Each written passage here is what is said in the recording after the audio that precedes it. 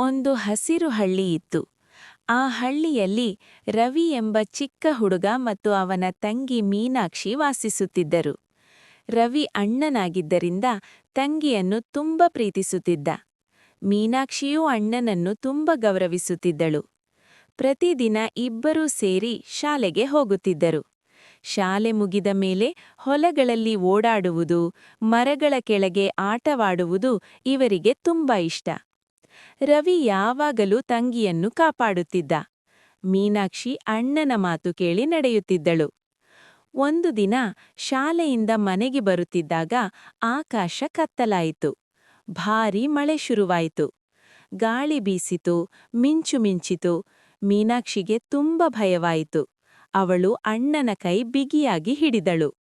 ರವಿ ಹೇಳಿದನು, ಭಯಪಡಬೇಡ ತಂಗಿ, ನಾನು ನಿನ್ನ ಜೊತೆ ಇದ್ದೇನೆ. ಮಳೆಯ ಕಾರಣದಿಂದ ಹಳ್ಳಿಯ ದಾರಿಯ ಪಕ್ಕದ ನದಿ ತುಂಬಿ ಹರಿಯುತ್ತಿತ್ತು.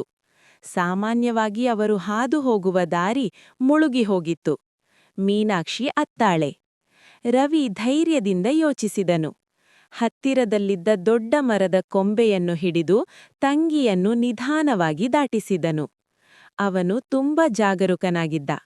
ಇಬ್ಬರೂ ಸುರಕ್ಷಿತವಾಗಿ ನದಿಯನ್ನು ದಾಟಿದರು. ಮನೆಗೆ ತಲುಪಿದಾಗ ಅಮ್ಮ ಅಪ್ಪರು ತುಂಬ ಆತಂಕದಲ್ಲಿದ್ದರು. ಮಕ್ಕಳನ್ನು ನೋಡಿ ಸಂತೋಷಪಟ್ಟರು. ಅಮ್ಮ ಮೀನಾಕ್ಷಿಯನ್ನು ಅಪ್ಪಿಕೊಂಡಳು. ಅಪ್ಪ ರವಿಯನ್ನು ಹೊಗಳಿದರು. ನೀನು ಒಳ್ಳೆಯ ಅಣ್ಣ, ನಿನ್ನ ಧೈರ್ಯ ಮತ್ತು ಪ್ರೀತಿ ನಮಗೆ ಹೆಮ್ಮೆ ಎಂದು ಹೇಳಿದರು. ಆ ದಿನದಿಂದ ಮೀನಾಕ್ಷಿಗೆ ಅಣ್ಣನ ಮೇಲೆ ಇನ್ನೂ ಹೆಚ್ಚು ನಂಬಿಕೆ ಬಂದಿತು. ರವಿಗೂ ತಂಗಿಯ ಹೊಣೆಗಾರಿಕೆ ಎಷ್ಟು ಮುಖ್ಯವೋ ಅರ್ಥವಾಯಿತು.